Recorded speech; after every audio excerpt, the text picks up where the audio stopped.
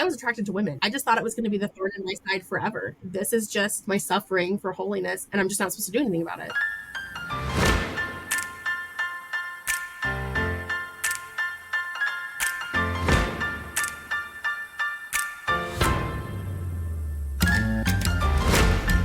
Hey, Michelle.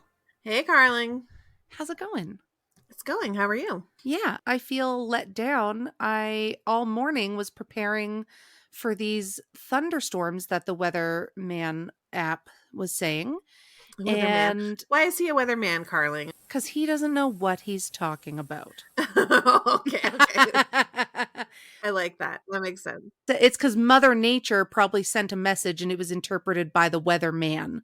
Oh, yeah. He probably was mansplaining it and did it all. Yeah. Yeah. So I have 6 dogs in my house right now, and 3 of them are terrified of storms. Mhm. And so there's like a protocol. You got to shut all the windows, turn on the radio, make sure the fountain's going, try and drown out the noise, make sure everybody has access to somewhere that they want to hide, spray we call it bitch spray. It's like a hormone spray. Like, make sure everybody's cozy. And then we just did a recording and I looked outside, blue skies as far as the eye can see. Mm-hmm. Just a breeze. It's beautiful out. Nobody's panicking. Gorgeous. No. So I feel like I did a lot of unnecessary closing up of my house. Joke's on you. Well, that's unfortunate. Yeah, but that's okay. How's your weekend going? It's going okay. I worked yesterday, but that was okay. It was actually nice. So we weren't too busy. So we got to visit a lot and hang out. And yeah, nothing really much going on. I had to work yesterday too. What's this working Saturdays? That's some BS. You know that in England, they are starting a pilot program of a 4-day work week. Ugh, of course they are. And I think it needs to happen over here. Yeah. I used to have a boss that said, I don't pay you to work 40 hours a week. I pay you to get a job done. He was less concerned about how many hours we were working and more concerned about the job getting done. So some days, if it only took 5 hours, it only took 5. And some days, if it took 10 hours, it took 10. Huh. And I kind of like, this? I'm not going to say it on air. Oh, as my phone diddlies. Yeah. So I don't know. Interesting. Oh, there was something funny. I can't remember the context now, but I just wrote it down and I was like, you know, when you write things down and you're like, I'm going to remember why I wrote this down. Yeah. Like a cue word. And you're like, oh yeah. I'll know that. It'll all come back to me. I was having a conversation with my coworkers and someone said something was big and awkward. And I was like, so am I. But now I don't remember. And everybody laughed. But now I don't remember what it was. So that's really a terrible story. But a good comeback, though. One time in another life, I was part of a salsa troupe, like a salsa dancing troupe. And we were thinking of names. And I threw out the option of thick and chunky. Ooh, like the salsa. The salsa. Oh, that's actually genius, honestly. Yeah, we were all a little thick and chunky. Yeah, I love it. It's totally random. I go through phases where I hate salsa. I think I hate salsa, and then I go through phases where I want to eat it. Oh, funny. That's so weird. I only like salsa if it's blended. I've come up with, I don't like the chunks. Mm-hmm. And actually, I don't do that, but I want to do that because I like that you do that. Yeah. I want a smooth salsa. It's so good. I always blend my salsa. I feel like that way I actually eat it all. Yeah. Because when I have the chunks, I just dip. I don't. Yeah, I dip for the juice and I don't scoop because I don't want those cold chunks in my mouth. Gross. Can you tell your salsa story? Because maybe this is why I hate salsa. I think about it every time I'm opening a jar of salsa. I have 2 salsa stories. All right. So one time, and you were involved in the first one, my husband went out of town. And so we had like a girls' night and I took the salsa out of the fridge and then I went to shake it, forgetting that I had already opened it. Mm-hmm. And the lid was still sitting on top, but it wasn't secure. So I shook the salsa and then all of a sudden, all I can see is red. Because the salsa has exploded into my face, covering my eyes and all over my kitchen. Yeah, and like vigorously. You weren't just going for like a gentle. I was going for it. Yeah, I think that's why when I go to shake something, I do hold the lid now or I check it because of that time. Let me be a cautionary tale to you. My second salsa story is a lot grosser. I was eating nachos and they had ground beef on them. And unbeknownst to myself, a piece of ground beef went into the salsa. And then and this is going to sound gross, but I'm the only one in my house that eats salsa. So I just put the remaining salsa back in the jar. Yeah, you had some in a bowl, you were dipping, and then you were like, I'm done my nachos. Yeah, put them back. Mm-hmm. The next time I go to have salsa, I'm eating it. And then that night, I am violently ill, like food poisoning like crazy. Yeah. And I had discovered it was because the old ground beef had gone back into the salsa and in turn poisoning the salsa. I instantly regret telling you to tell me that story because I feel like I want to gag. It's so bad. I also have, this is so funny. I have a salsa and a salsa ground beef story. And then I have another ground beef story. What? When I was younger, I was probably 9. I lived in Ontario and we would go across the border to the States. It was the time you didn't need passports or anything like that. Like you could just go to the States whenever. What a time to be alive. Right? We would go out for dinner almost every Friday night. My parents would come home from work and we would go out for dinner. So we went across the border and we went to Chi-Chi's, which was our favorite Mexican restaurant. You got like the free chips and salsa. It was amazing. Oh, yeah. So I ordered a chocolate milk and I'm drinking the chocolate milk. No. No. And then there's pieces in the chocolate milk. And I realized it was cut, but it was taco meat. Oh, God.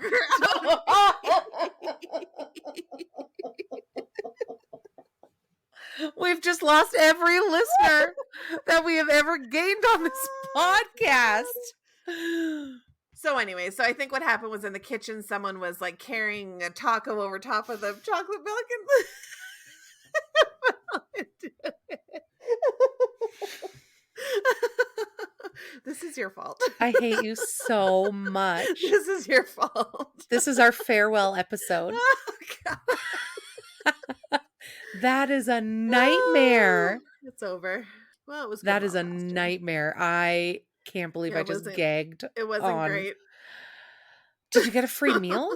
I don't remember. I think maybe we have they to brought me switch free topics. like fried ice cream or something. Oh, God. Yeah, I want ice cream now. Fried ice cream is so good. How do they fry it, though? Wouldn't it melt it? They put it in, they freeze the ice cream's obviously frozen, but then they put it in like I don't know if it's a batter or if it's a tortilla or something like that, and then they fry it, and then they sprinkle cinnamon sugar on it. I know, but how does the oil not melt the ice cream? It just, because the ice cream is so cold and the oil is so hot, and then it's only in there for a short amount of time. It just like seals around the ice cream and you're good to go. Science, man. I don't get it. Science. Exactly. How was your week? It was fine. I tried to make it to CrossFit, but I didn't because that has happened to me consistently every day for the last 10 years. Let's say 37 years. I've tried so hard to make it to CrossFit and I just can't do it.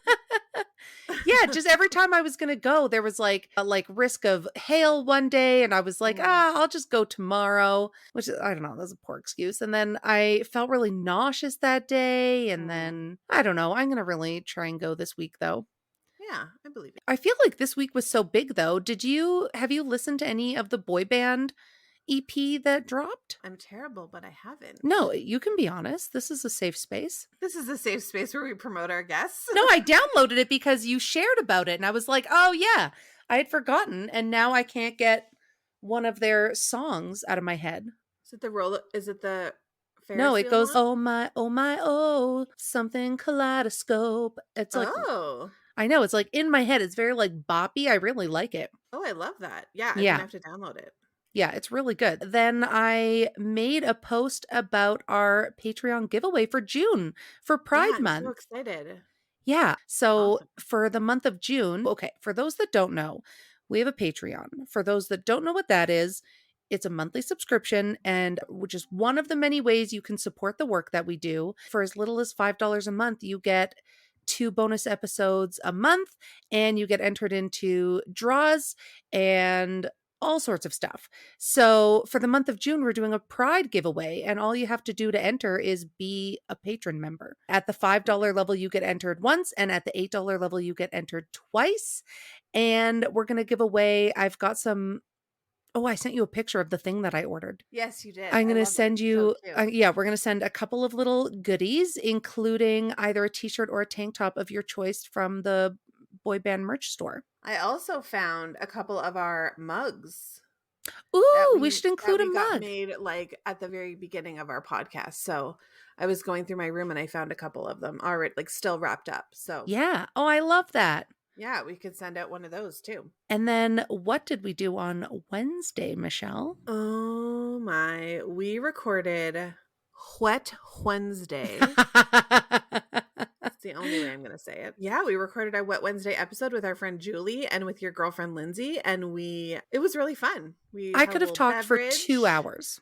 I know, we did. We went on a couple tangents. But like that's what else is Wet Wednesday for? Exactly. We can do whatever we want. Yeah, so do we want to talk about what we talked about or no? No, I don't think so. No, never mind. Don't even worry about it. You know what? Stop listening. This isn't Mind for your you. business. But we got this concept for another level of our Patreon, and Yes. we called it Wet Wednesday. I called it that by accident, but listeners have written in and they love it. So therefore, that is what it's called. Once a month, we're going to post a video with special guests and on our Patreon. It's going to be just so we went on Reddit and I looked up one of those tags, am I the asshole? And then people write in and you like read the situation and then you discuss. Yes. But we went all over the place. We did. We went in very many different areas, but I think it was great. And the more we drank, the more we talked. So it was perfect. Yeah, I really liked it. And we're going to it's going to be released to all patrons the first or second week of July. I can't remember. I thought you said July like 13th or something. Yeah, could be. That seems like a thing I might do. And and then just as a little teaser. So if you're interested, if you're like, what's Wet Wednesdays? Then that sounds disgusting. Listen. I also wanted to mention I picked up your kids on Tuesday. You did, and you did such a good job. I did it. For those who don't know what's going on, I told Michelle I would pick up her kids from the bus stop, and I forgot, and Michelle had to go get them. And so I had to make it right. And on Tuesday, I set a reminder. I set an alarm. I sent Michelle a selfie while I was on my way. Yeah. You sent me like a proof of pickup picture of yourself and all the kids. So yeah. It was awesome. And then I drove. You did such a good job that you should do it again this week. Yeah, I probably can. And then I took them. We drove by what will be their new school. Yeah, we've actually been there a couple more times now since you did that, and it's super fun, and it's like a huge playground. So like, I couldn't believe it. Yeah, the kids were like, "Oh my god, can we go check it out?" And I was like, yeah, because I'm gonna go check it out. Because I'll be the first one on the monkey bars. Yeah, I pushed them all over and just ran. Yeah, no, it's good. We're getting our life organized here, getting everyone registered for school, and got to get some summer camps figured out. And yeah. Amazing. Mm-hmm. Wow. Why don't we get into it? This week we're talking with Casey. Let's get into it. Okay, bye. Bye.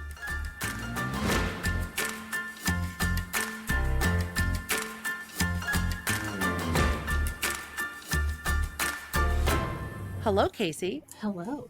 How are you? I'm doing well. How are you guys? Yeah, we're all right. Michelle's struggling with a house full of COVID, but yeah. I feel like I just got over my COVID just in time. It's a long weekend here in Canada. It's like Victoria Day. And the weather's like pretty nice. So I'm finally feeling good enough to enjoy a weekend. Sorry. Can't go wrong with that. Yeah. We're super stoked to talk to you. We were joking when we first started talking that the first video I ever saw of you was talking about how you were born with no toes.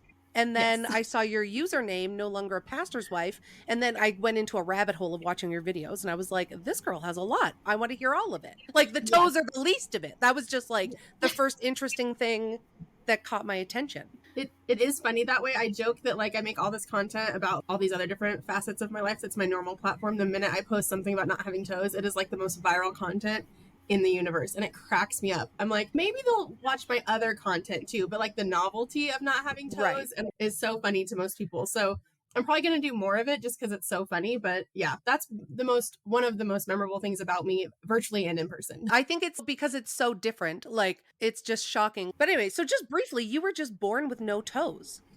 Yeah. It's a limb difference or a limb reduction defect. It's pretty rare, but common in like the 80s and 90s, and is typical of usually fertility treatments. So it had something to do with that process. And I didn't really know the name of it until I was about 13 because the internet existed at that time. And so it was a little easier to figure it out. But it's been, I will say, as far as my journey of self, the journey of accepting that piece of me and being confident in it, it's probably been one of my proudest achievements, I think. Because as a kid growing up in the 90s and early 2000s, there just wasn't a lot of representation of differences. And so always feeling like I needed to, I don't know, even in my young adult life, like when I met new people, warn them. So it wasn't like too shocking to them.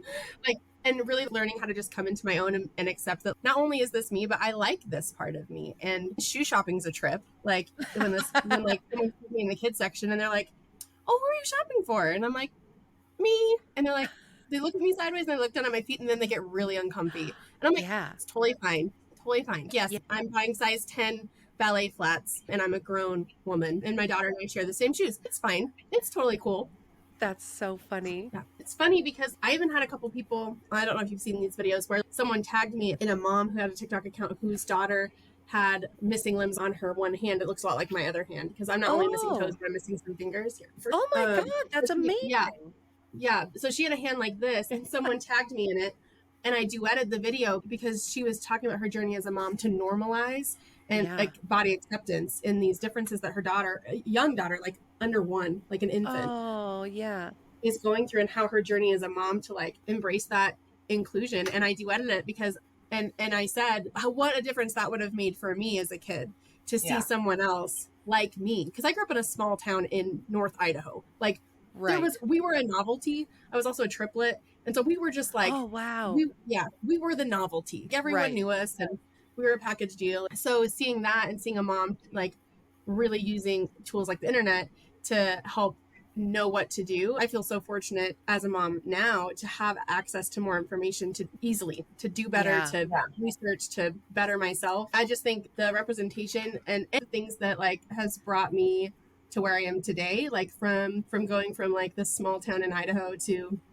lots of other places, to being very conservative Southern Baptist pastor's wife, to now being, after my second divorce, now being an out lesbian, and now moving 2,300 miles to a whole new city with my first husband as a co-parent. Like, it's wild. Like, it's all wild. It's like, it should probably be a movie at some point. I feel. Maybe a series. Absolutely. So how did you go from being the triplet with no toes and no fingers on one hand to being a pastor's wife? So that's a good story. So I didn't grow up in religion. And that's what's interesting, because most people that find themselves in conservative religion, in my experience, grew up in it. They were indoctrinated in it. I was not. My family did not press religion on us. My parents were not religious. But I was a very, shall we say, insecure teenager. Like very, I don't know, just moody. And I don't know, just, I mean, most teenagers, but like ultra angsty probably. And struggling for like a sense of purpose. And my parents, on a whim, when I was about 15, decided like, let's start going to church. And I was like, didn't have a ton of friends. And so I was like, okay, I guess this is fun. It's better than, I don't know, doing nothing. And so I started attending church and had what I would call a spiritual experience at a big youth conference called Acquire the Fire. And this was like, I joke that like the propaganda of events like that target very vulnerable people, because it's true. And I was here, I was like, I mean, my brain's not even formed. I'm a child, I'm a teenager. And here someone's telling me like, when I feel bad about myself, that maybe I'm not worth anything, or I was like, again, a super lonely teenager that didn't feel very connected. And so it was like, hey, good news. You feel worthless? That's great, because you are. But better news, you're not worth anything, but Jesus died for you. And so now you have worth because he died for you and took all this punishment because you're a terrible person and you deserved this. But Jesus took it. So now you have hope in life. And the only thing Jesus asks of you is for you to give your whole life completely to him forever. Great. And it's super. So I should feel bad about myself. But the good news is now I'm going to make a whole new identity based on the tenets of this religion. So at 15, I changed my entire personality. And it's interesting to note here that I already knew I was gay. I had a girlfriend, a secret girlfriend at 13. Oh my God. That I kept from everyone. And when I tried to tell my friends I was gay, they said, you can't really know that at 13. Small Like, town, no how would you representation. know? No, and they were like, nah, no, like it's just a phase. And so at 15, when my whole identity became about being this Christian world changer, whatever, I fell right into line with all these tenets of conservative religion. And it changed everything about me. I was Yeah. like evangelizing to my friends because I thought I had found something great, something that was changing my life, giving Yeah. me hope. And even my family was like, I attended my first like True Love Waits conference. Are you guys familiar with those? No, From what's the 90s? that? Oh no, I'm so sorry. I'm going to Was ruin that this like for a you. celibacy thing? Oh yeah, it's terrible. Yeah. So it's purity culture 101. Like you get a ring that says True Love Waits, and it's you make this commitment, especially women, especially young Oh, girls. yeah. You make this commitment, so I'm not having sex before marriage, and I'm gonna wait, and blah blah blah. And this is when like a book that became really popular called I Kissed Dating Goodbye came in, where it basically also taught you like dating is practicing for divorce, and so you should only date one person, and you should only date someone if you're confident that you're going to marry them. Oh, Oh, that's very I like am not Duggar-esque. Yeah. Oh, there are thousands of us that bought into this idea that we could only date one person. So and again, I was all in. So fast forward, I try college for a year. That doesn't work. I go to this cult internship called Teen Mania Ministries that put on the youth event that I got saved at. So I'm thinking like, I'm going to be a super Christian, more or less. And the whole ideal as a woman in conservative and fundamentalist religion is the ultimate is to be like a missionary or a pastor. But as a woman, you can't be a pastor, but you can be a pastor's wife, which is like the next level. best. So I do this thing for 2 years, get like super indoctrinated, super crazy. And are your then- parents loving it? Are your parents just Oh, like, no? Oh, interesting. Oh, my poor parents, they tried to talk me out of all of this. Like I told my mom about the True Love Waits thing. I thought she was crazy. And now I'm like, Mom, you were so kind to me. I told my mom about the True Love Waits thing and she was like, honey, are you sure that's a good idea? I don't know. That's if you such should an take a interesting, because I think so often you find parents are like so proud when their kids get indoctrinated. Yeah, no, my parents, I think they knew that it was like I was on the crazy train because they were not religious. And even though they like were still going to church, it was a very, I would call it like pretty neutral, like even keeled kind of church, like nothing crazy. Like my parents didn't change a ton about their lives like I did, like to go off like on this far right path. And so they supported me even when I wanted to go to the cult. Like they were like, okay, if that's what you want to do. But they always had an abundance of caution about all these things. And I learned the hard way. So did I think my parents, who weren't as Christian as I was, had anything to say that was good? No. I was like, you just don't understand. No, they're Yeah. heathens. They hadn't accepted Jesus yet. Right. And not my version of Jesus. Yeah, If they'd had. yeah. Like, they didn't really get it. And you're a triplet. Were your siblings in on it as well? Nope, just me. I was like the only one. And rightly, they were all like, what are you doing? Yeah. Like, and my sister came out as a lesbian while I was in the cult. And I was not kind to her. I was like, it was very upsetting to me that she came out. I loved her, but based on what I was being indoctrinated with and my own internalized homophobia, I was like, I love you, but I feel like I'm in this weird spot because technically I'm not really supposed to condone or support this. I've talked about it since. And like, I know that for 10 years of my life, I was a terrible person, especially to my family, because they just didn't believe what I did. And I was so militant in this belief that, no, this is the only way. And it's because, this is the crap part. It's because the whole doctrine of fundamentalist Christianity says it doesn't matter how you feel about an issue. It doesn't matter how it affects you or anyone else. Theology is going to be the key to everything. Right. And so you have to put everything else, like you have to turn your empathy off. You have to turn off your brain, your critical thinking, to just subscribe to this right ideology. And that's how I walked into being a pastor's wife, because I was taught as a woman, one, my value is only in probably my marriage. And two, that it's what I do. If I want to do ministry, I need to be married probably to a pastor, because that's the only way I'm going to have access to teach. And I can only teach women. That's the only thing I can do. And also, like, to follow the right path to lead, you have to be super stringent on your theology, right? You have to walk out these principles while you teach them.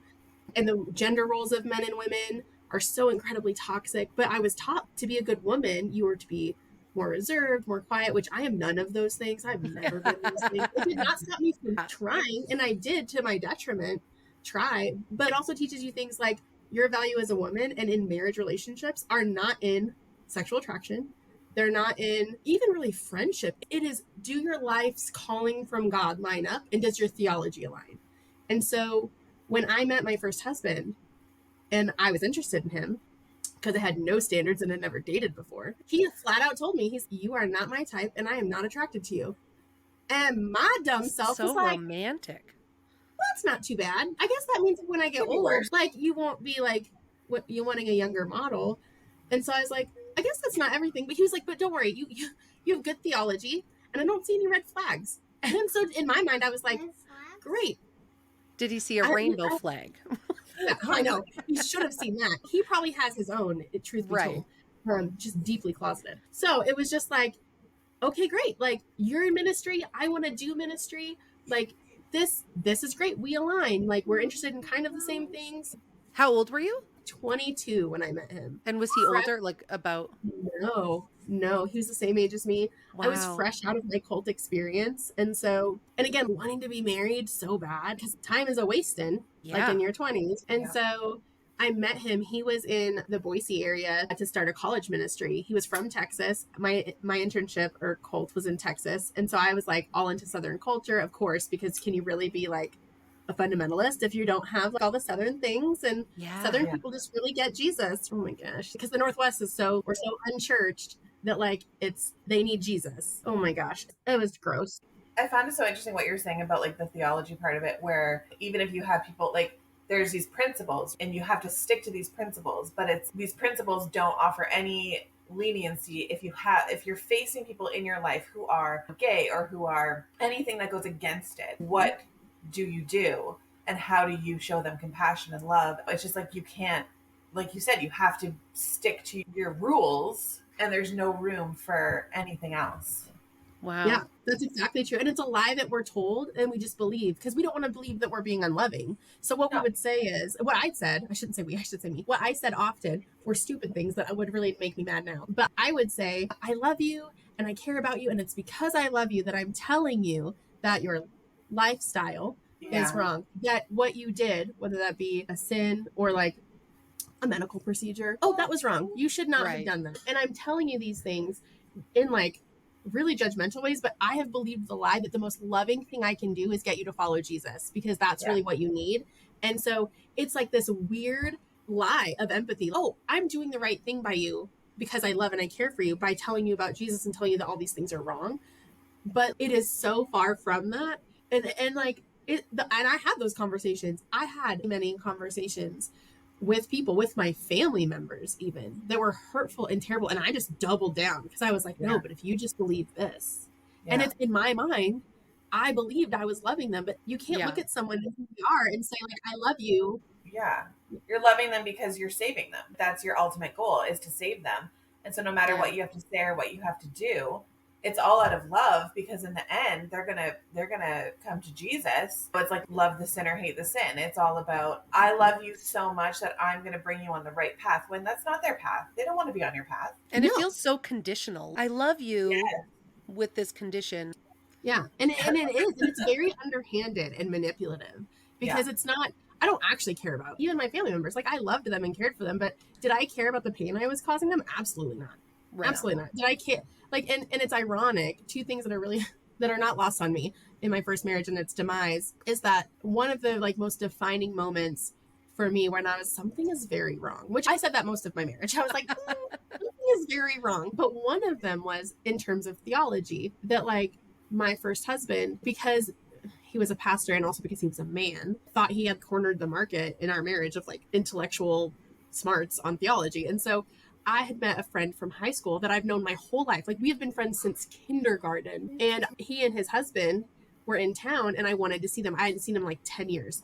And so I asked my husband, hey, can we meet with them for dinner or for brunch? And he's like, yeah, that sounds fine. It's great. We have a great time. We're talking afterwards. And I was like, man, it'd be great if they lived here. I would just love to hang out with them and see them more.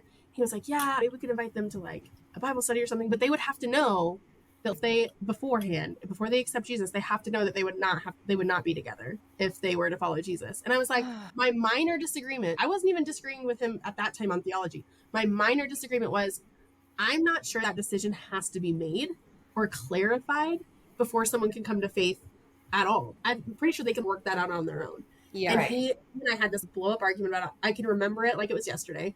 And we were on our way to the store. And we parked in the store and he was like, this is a big deal that we don't agree on this. This impacts our marriage. And I remember sitting there and being like, what? Like, what? I just couldn't wrap my head around it. And the more I talked to him, the more I realized that I think this was probably like a few months later when I finally sat him down and I was like, I have to talk to you. And he said, okay, because I have to schedule meetings to talk to my husband. Oh. Because I don't want to burden him with my emotions. Right. That's yes. the rule. And so I was like, I have a question. I said, is the reason you're so cruel to me and that you're so unloving towards me and we argue so much and things are so bad? I said, is it because when we got together, you never loved me? And then we got engaged and married that you just hoped that you would fall in love with me and you just never did? And like our whole relationship is just theology. And I was like, do you love me? Have you ever loved me? I have never in a million years, like I've never in my life seen relief physically wash over someone more than I did in that moment as he looked me dead in the face and told me he has never loved me. My God. In 7 years. I sat across from this man I gave up everything for, and I was like, holy cow, never. Like, you literally married me because I would be a good wife and a good mom. Yeah. And we had the same theology. And he was like, but don't worry. Literally, next out of his breath, this is great news, Case. I was like, coming in? He said, it's like an arranged marriage. Missionaries do this all the time to go overseas. I can learn to love you. What? Did he grow up in the church? His family wasn't expressed like super religious, but he did get really active in church as a kid and a teenager. So he like had some church experience and then got more into church as he was growing up as a teenager and a college student. And he really idolized his collegiate pastor. He was a very good influence on him. And it just really, and especially being in the South, I think that undertone of religion gave him a lot of the same background. But I really think as he grew up, he went to, I don't know if you guys are familiar with this thing called like the Summit. It's a conference in Colorado Springs that talks about like, teaches like fundamentalist doctrine to college students to try to defend their faith in college. He went to that, bought into it. This is before he met me. And so we both had these experiences that led us into fundamentalists. He was already a Southern Baptist. I was not when he and I met, but I basically was by theology. Yeah. It's just, it all is very ironic now, because even as I journeyed through the next couple of years before I came out as a lesbian, even in my first marriage as a pastor's wife, I was attracted to women and I was honest with that. I just thought it was going to be the thorn in my side forever. Like I just did. I was like, this is just my lot in life. My suffering for holiness is that I'm attracted to women and I'm just not supposed to do anything about it. I had settled for that and just kept shrinking myself in that marriage more and more until I was circling the drain. And after the conversation when he told me he never loved me, it was like this huge wake up call. And I was like, I am so depressed and unhappy. And I had a daughter and she was only, I think she was 1.5 years maybe at that time when I left. And I was like, I can't even feel successful as a mom, which I love being a mom. And I would say I'm a pretty great mom. And it was my only joy at that time. And even then I felt like I was barely hanging on to life. Right. And so I was like, something has to change in me, for me. And if this religion that I've bought into, or this version of it, I'm doing all the right things and I'm still this miserable. And then I'm now in a marriage where nothing is good in it. I'm not getting anything I need and I'm unloved. I was like, ooh. Oh, like, no. It was the end. And I knew it was a matter of survival at that point. I was like, I either have to get out or I'm going to die. I will cease to exist. If I stay. How did I know being that religious, like divorce is not an answer. So how did that go? Not well. It started out with, I left him in November and I had read a book called Why Does He Do That by Lundy Bancroft. It's about domestic violence. And this was given to me by another former pastor's wife that said, hey, I think you're in an abusive marriage. And my first husband was never very physically aggressive with me. Intimidating, yes, but not very, he never hit me. And so I was like, I'm not in an abusive marriage. Well, I read this book and I was like, who has been seeing my life for the past 7 years? This is so much deeper than I ever realized. And so I went to my husband and I said, you have been abusive to me our entire marriage. And he admitted that. He was like, I have.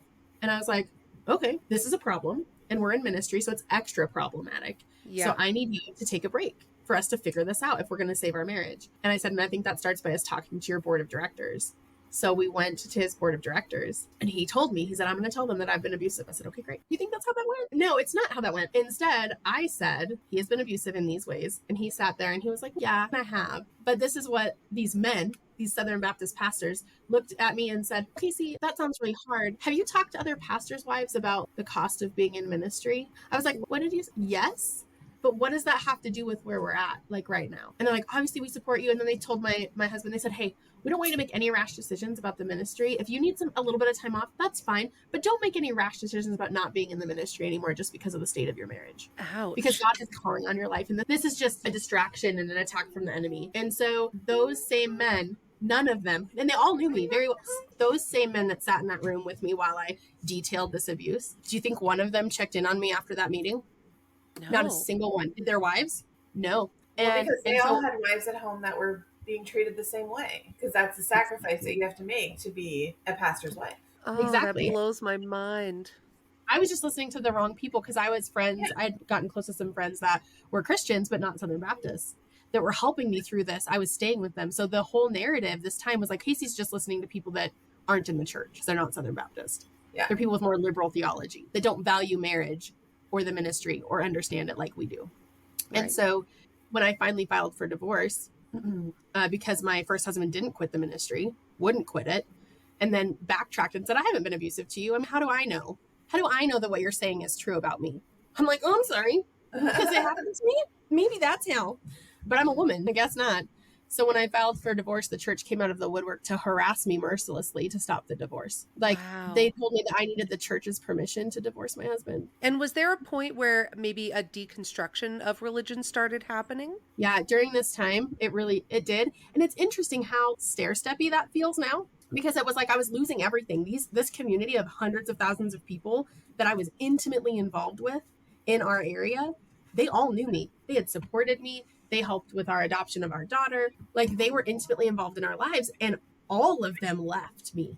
Like, and they all said the same thing.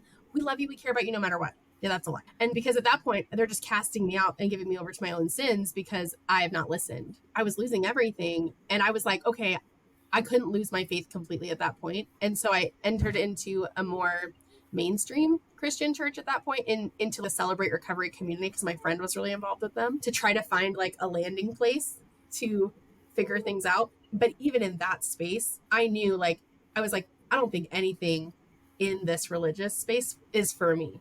Yeah. I don't think any of it actually aligns with who I am, but I couldn't lose it all at the same time. So I was like lying to myself for about a year or so. Yeah, it probably feels more comfortable to step, like you said, to step into maybe not as such an extreme religion, but you're still in the church and you're still practicing, right? Yeah. And I couldn't lose everything. And that part of me, that faith part of me, had been my identity since I was 15 and I was 27 when I left. So it was like my whole adult life. And so I couldn't quite like rationalize just giving up all of that, which is also how I ended up in my second marriage so quickly. I got remarried 6 months after my divorce to a man that was my best friend that I knew from the ministry of college students, because he was my best friend and he'd always been there for me. And then it turned into a really quick, safe romance, only to find myself in another abusive marriage for 3 years. Was your family, when you said like, I'm getting a divorce, leaving the ministry, were they like, woo woo? They were so happy. They were so happy. They were like, you're always going to have him around because he's your daughter's dad. Yeah. But we know that you have not been you for a very long time. Yeah. Like, they knew, and they suffered because of that, but they were really excited. They did not want me to get married again really quickly. They were right. I, again, in pure me form, learned the hard way. So I'm like, it's fine. I know what I'm doing. And was your lesbian sister ever like, hey, Casey, this is your chance to like be a lesbian?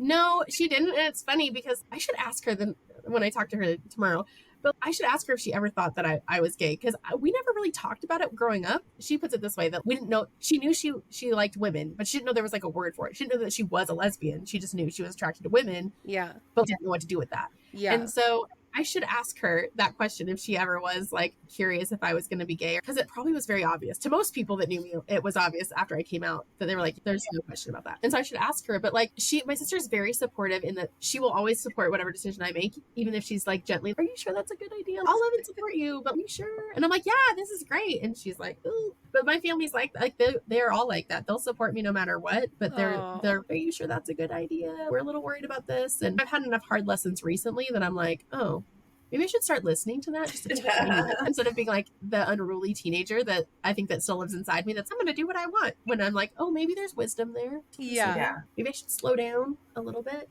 Yeah. And they lovingly were like, they wanted me to figure out who I was after that first divorce. And I was like, oh yeah, that's fine. I know who I am, thinking that leaving behind that first marriage and religion was going to make my life better. But instead, like, I signed up for a marriage to someone that I thought I knew because I'd known him for 8 years. And then 6 months after we got married, things turned sideways. And I was like, you are not who I've known for all this time. Oh, and no.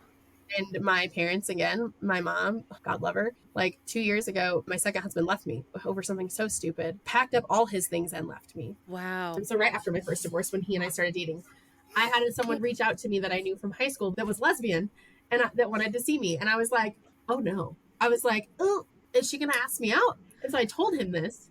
And because he knew I wasn't straight. I was very honest with him. I was like, I am not straight, but I love you and I want to be with you. At the time, I think I would have identified as a bisexual. But as our relationship continued, even after we got married, it wasn't long. It was before he left, probably the fall before. So like maybe 9 months into our relationship that I was like, oh, hey, question. Or maybe a year into our relationship. I was like, I think I missed a step. And I really think I might regret like that I didn't explore this part of me. So can we talk about that? And we had decided or made a decision to explore opening our relationship, that I could have a full spectrum of sexuality. So that was going on while around the time he left me. Very infant stages though, nothing like had happened yet that was like super emotional for me in terms of me dating women. But when he left me, it was very clear that like our maturity levels were not the same. Even like how we operated in relationships. I was his first. Oh. And I was his first serious relationship. So like, Whoa. yeah, it wasn't a great idea. It was not. But I had still had that fundamentalist viewpoint that like, if you work on a relationship hard enough, it will work. Yeah. If you both put in the work, you can make it work. So that's what I was trying to do. And even when he left, my mom lovingly was like, honey, I don't think he can ever be what you're going to actually need in a partner. And I was like, no, Mom, like, but we're going to counseling. And she's okay. I just don't know. I just don't think he can change these parts of him. And my mom was right. She was totally right. She was seeing things very clearly. But again, like, eternal optimist was like, they can change. Like, they only get in my face and shove me and react violently to me sometimes. And I mean, he only packed up the stuff and left me and then stole $10,000 from me. That's God. fine. Yeah. But at least he loves me. At least he loves me. That's what I said. At It least was a he step loves up. me. Yeah. Because I could deal with, because those behaviors could change. But like, he was in love with me, which the biggest betrayal in my first marriage was that I was unloved. Yeah. And so I excused all these things in my second marriage while also knowing deep within myself that I didn't take the time to explore who I was, because I knew I was gay. Right. I knew it. But I wanted to not ruin his life or my own, because I was comfortable. So it just kept unraveling the harder I tried to make it work. Did the new church that you were part of, the new religion, was it like, it's okay that you're gay, but just live a straight life? Yeah, like you could be attracted to the same gender, but you still couldn't be gay. In fact, the Celebrate Recovery that I was part of, they wanted me to be on leadership. But one of the requirements, there's a few requirements. One, you had to be celibate or monogamous, and I was not. And two, like, you could not indicate at all that you were anything but straight. And they had like, don't ask, don't tell. But I was like, that feels so wrong to me. Yeah. Because what, I have to hide this part of myself? I'm okay with trusting certain people with that knowledge at the time. I wasn't out yet. But I was like, to completely have to sign something that says that I am these things when I know I am not.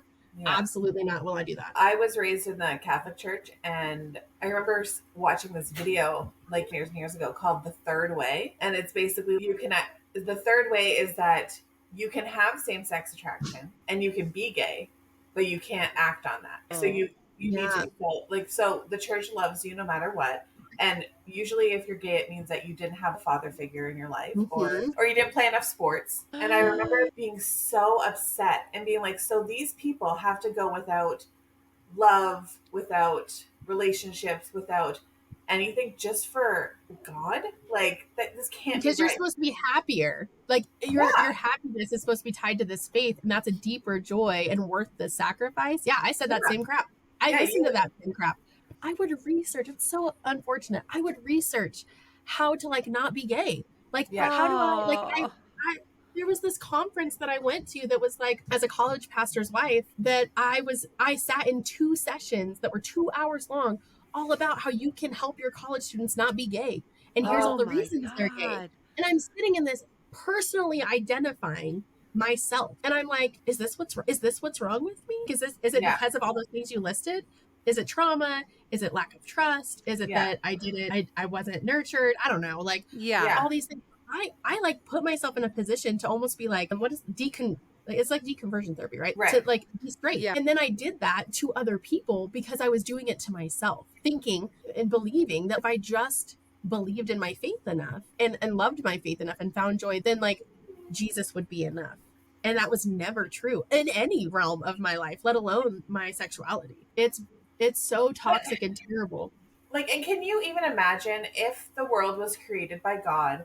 Could you even imagine him being like, okay, half of you are going to be happy and in relationships and love, and the rest of you are going to be miserable for the rest of your lives. But as long as you love me, everything will be fine. Like, it makes no sense. But to me, it's not Jesus. It's the church. It's the perception of who he was. Yeah, When, the interpretation. Yeah. The interpretation of who he was by men who are trying to control a society, control people, Yeah. make things a certain way. Jesus was probably like, what the f you guys? Like, didn't say any of this. And it's funny because all these things in religion, I can't escape. And this is why a lot of people on my TikTok platform are like, why do you still talk about this? I'm like, because I still have to deal with it because I co-parent with someone that holds these beliefs. And it is doubling down on the indoctrination now that I came out as a lesbian. Oh, like, interesting. Doubling down. So there was it. no deconstruction from the first marriage, from the husband. No, he is still very much a Southern Baptist. He still very much is in line with the same theology. And even though we're moving across the country together, which I'm questioning my sanity about, Yeah. the benefit to me in that is that we're moving to Atlanta, which has a really strong, diverse community, including queer representation. In Idaho, there is not that at all. Right. And while there's a strong, like, Southern Baptist presence there too, at least, fingers crossed, there will be enough opportunity for Adeline and I to be in spaces where she can continue to see representation and normalize it. She's already so smart that she's already asking questions about like why certain things are the way they are.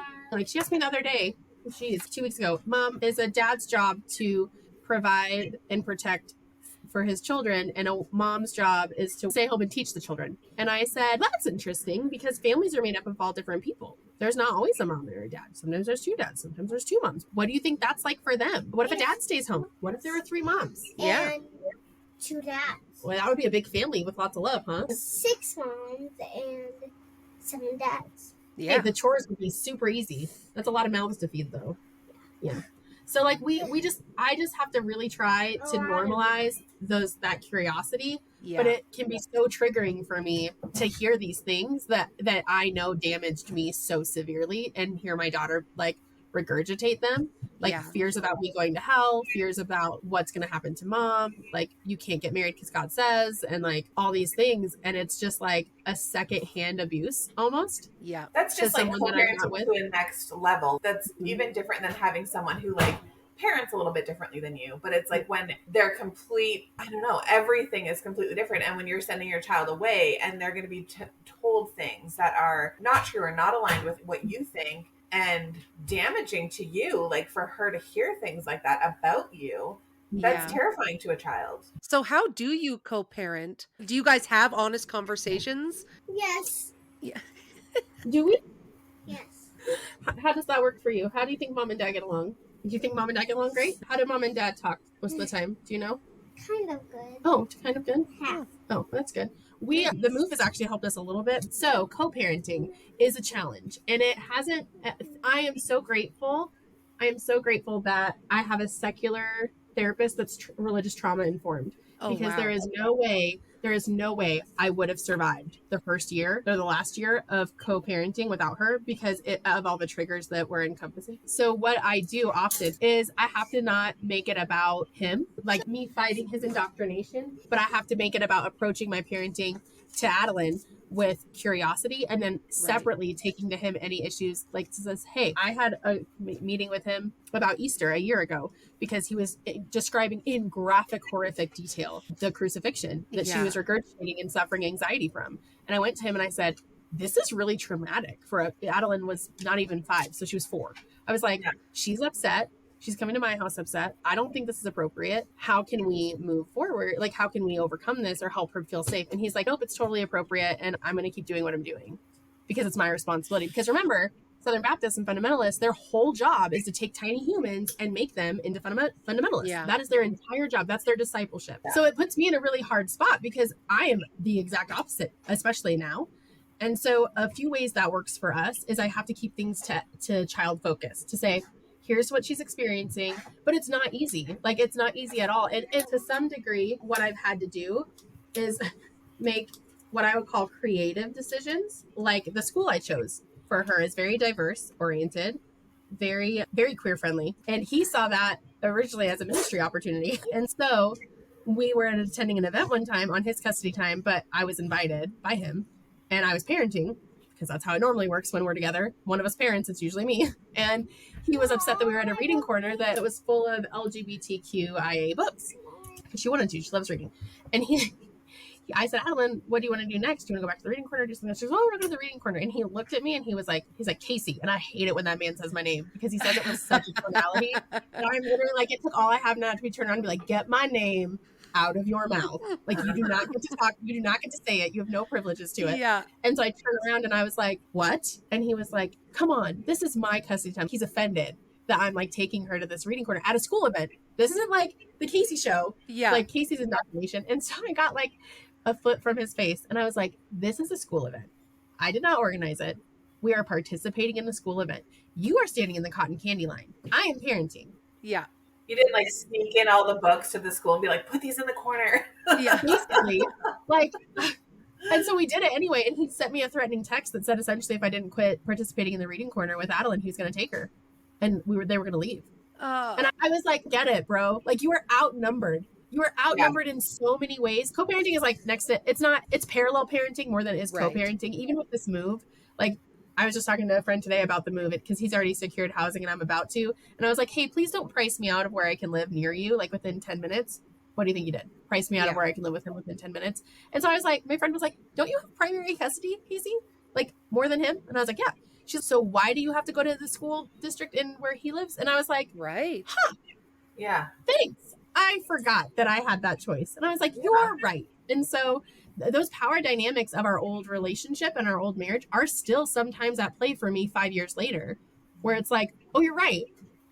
I don't have to let him choose just because he got a house first. Like, right. I have choices.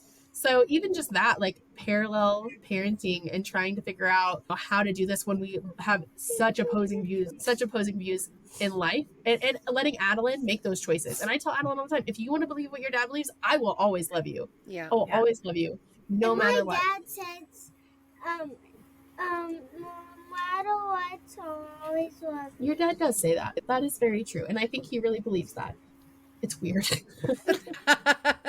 But at the end of the day, really, for parenting, even for me, parenting, like, one thing that I think has been the best thing for me is knowing that my emotional connection to my daughter and the trust that I have with her is going to pay off in the future, no matter what she decides and no matter what her dad's influence is. And she has to make that choice for her about what that's going to be like. Yeah. I think what's sad in these situations when there's parallel parenting is there's a chance that she's not going to want to carry on a relationship with him once she's 12 or 14 or 16 or 18. Like, there's going to be a time where that questioning and that curiosity, and she'll really start. It's very unlikely that even if she was evangelized,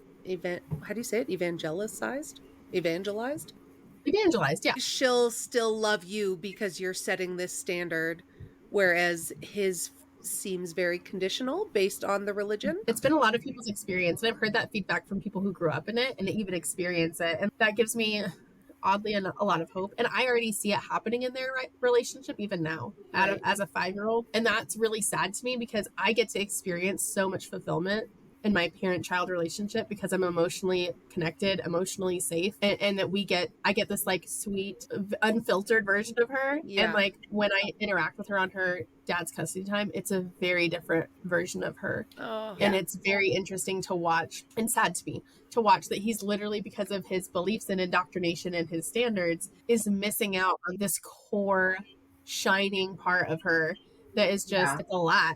But it's good. Like, it's fun and it's enjoyable. And she feels the difference. She feels the difference between our environments. And it makes me sad for him that because of his beliefs that he's shaping her or stifling her and his experience of her. She's learning even from that age that her love or her interaction with her dad is conditional.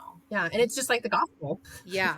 So how did this move come about? Did he get a job and he's like, I'm moving and you have to come with me? Nope, it was my idea. It was my Oh. pipe dream. So my life was falling apart and has fallen apart here. I'm like burning it to the ground for the second time. Went through my second divorce and then was dating a woman that I was madly in love with, and that relationship ended. And like I had a remote job. I got laid off from my job, was having to sell my house, and I was looking at my life going, it is so expensive to live here.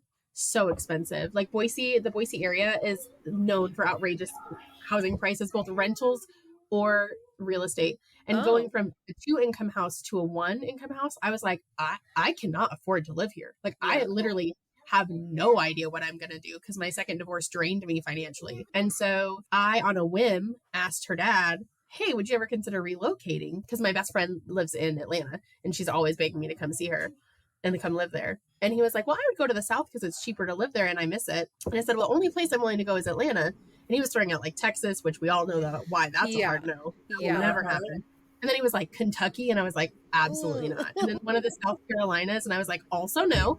So the only place I'm willing to go is Atlanta. And to my shock, he was like, okay, let's do it. And I thought I had a whole year to plan this. He was like, oh yeah, but it needs to be by like mid-July. This is March that we're having this discussion. Oh God. He needs to be by like mid-July because a lot can, because a lot can change in my life in a year. And I don't know that I'm going to be up to relocating in a year, like committing to that. Right. I'm like, you're so dumb, but okay. Yeah. So I was like, I have a couple friends here. My family is 5 hours north of me, but because of COVID, I haven't seen them in a couple years. So all of our interactions have been on FaceTime, and like all of these weird things aligned. Like my therapist lives in Atlanta. Weird. Oh, my coworker that I am really close to from a couple jobs ago is moving to Atlanta. One of the people in my friend group was moving to Atlanta. I was like, this is weird. Like, this feels aligned. Yeah. And so I was like, I guess we're going to start over and move to Atlanta. And like leaving behind everything that's been here, like his community that rejected me and me leaving behind a husband that he knew, I think also has helped our co-parenting. Let's put us on a little bit more equal footing. Right. And so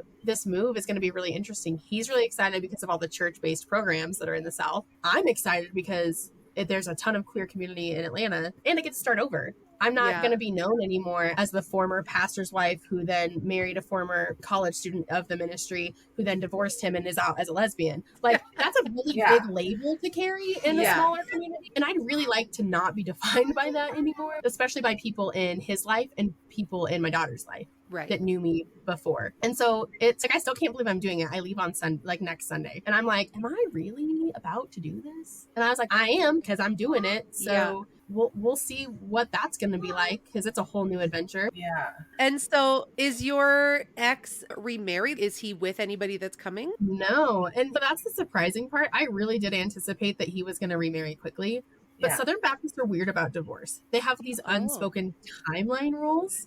Oh. And like the church, let's not get twisted. The church told him he could continue in the ministry. No one took it from him. He quit the ministry to go get a secular job. I think he was burnt out. We'd been doing it for a really long time. And he said that, ironically, he was like, you stole the joy of ministry from me. And I was like, obviously. I didn't know I had that much power. That's weird. Because like I asked you to give it up and you were like, no. And then I divorced you and you were like, it's your fault. That's weird. But he's not remarried. I have a theory that he's probably a very deeply closeted gay man. That's my theory. I think that the move to a more southern state will help him find a wife, and probably a church that will continue to, give you a pass essentially on a divorce if the church signs off on the fact that you like had an unbelieving wife, which or the wife committed adultery. And they will say both those things about me. One, because I got together with my second husband immediately after the divorce. So they assumed that I had an affair, and I did not. And secondly, that because I divorced him and then did all these things that I never believed in the first place. And so I was unbelieving. So they'll give him a pass on that. His struggle up north has been finding someone that's okay with that, because there's not a big fundamentalist Southern Baptist pool out here. And the ones that have very strict families that would basically tell them, you will not marry a divorced man, no matter if they've been in ministry, no matter what, like that is not for you. So I think his prospects in the South will be better. And I wouldn't be surprised if in the next couple years that he finds a wife, which honestly, I hope that for him, because I think for the sake of our daughter, having an actual nurturing person in her life in his house will be good. But like also weird. Like I'm like, that would that's going to add another layer that's interesting. But we'll see. I don't know. I'm shocked that it's taken him this long, but I wouldn't be surprised if it doesn't take him long once we move. And then I think he would probably, the logical end to that after he gets married again will be he'll go back to ministry.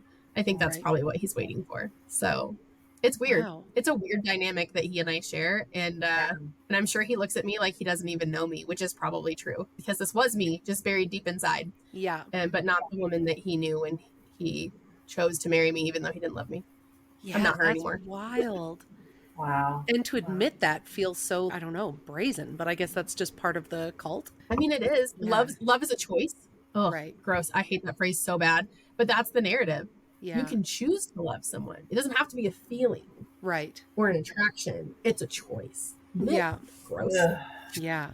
So that's the dumpster fire that has been my last 10 years. It's been great. It's been an adventure. And when you came out as a lesbian, was your family excited for you, or were they just as cautious as they were about anything else, or were they just like, finally? I think they were a little confused and a little cautious. They were like, that's great for you, but what are you doing? Because again, they have seen me just continue to reinvent myself. Right. And then, again, my poor mothers, please just be you and Adeline for a while. Please don't rush into another relationship. Now, have I dated a ton and gotten really attached? Absolutely. But my poor mother's just begging me. She's like, just find something like peaceful. I asked her what she wanted for Mother's Day this year, and she was like, I would like your life not to be so chaotic. And I was like, me too. I'm behind that gift. I don't think I can give it to you this Mother's Day, maybe next year. Yeah.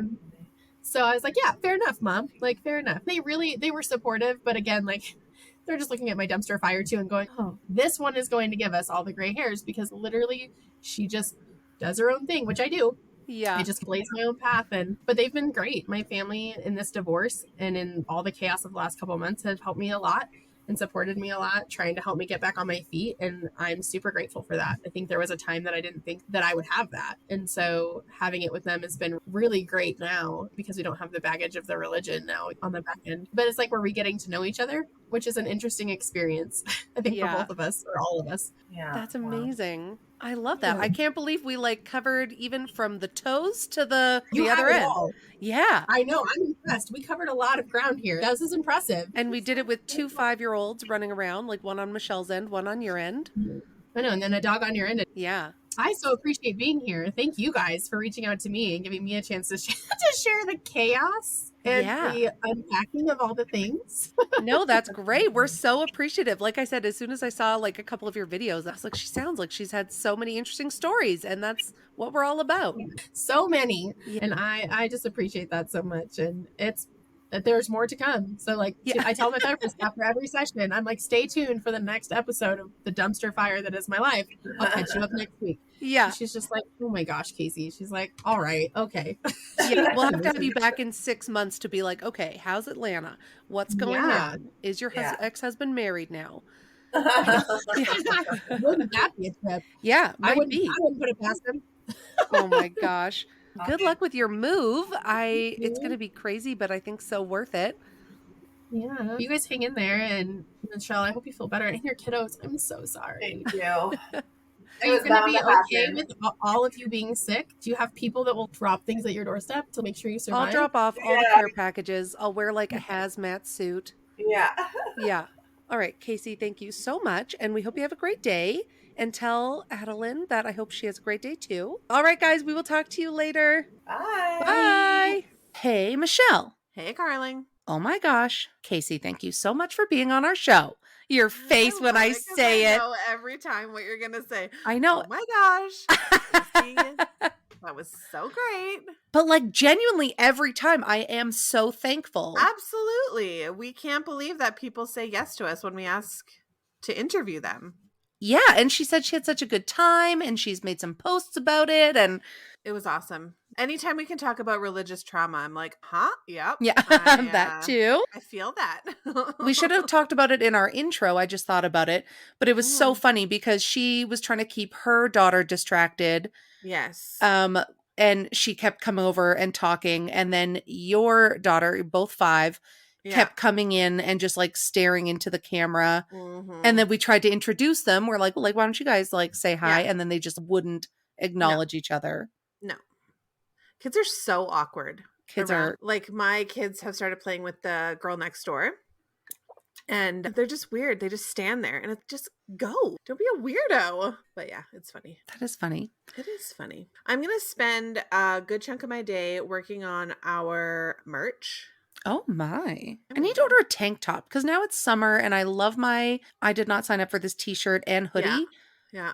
But like now I need like shorts and a tank top. Now you need shorts, a tank top, and like a visor or something. Yes. Yeah. Can we get is velour? Is that the or like those crushed velvet shorts? Yeah. And then it would across say, the I did butt? not sign up for this. Across the butt. Yeah. There you go. That's great. I love that. We are going to record a Patreon and then oh yeah, this week we have a Patreon coming out. It's our second Pride episode with a trans man named Devin. I know. That was such a great episode. Yeah. Great. Well, I hope you have a great week. I will pick up your kids on Tuesday. Oh, perfect. Thank you so much. And I will also get to CrossFit. You will. And I will again attempt to get to CrossFit. Great. I love that. I don't even know where it is, so it might be a challenge. Yeah, you'll find it. You'll find it. All right. Have a good one. All right. Okay. You too. Bye. Okay, bye.